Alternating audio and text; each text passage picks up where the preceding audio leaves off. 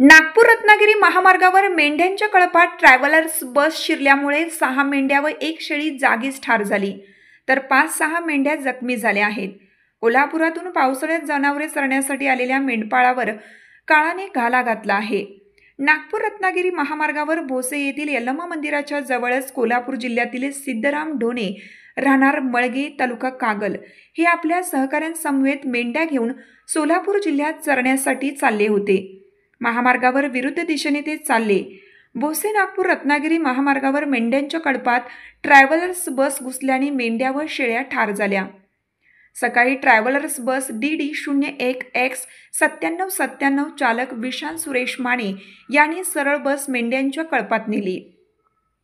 यामध्ये 6 मेंढ्या व 1 शेळी जागीच ठार झाली, तर 5 ते 6 मेंढ्या जखमी झाल्या. मेंढपाळ महामार्गावर विरुद्ध दिशेने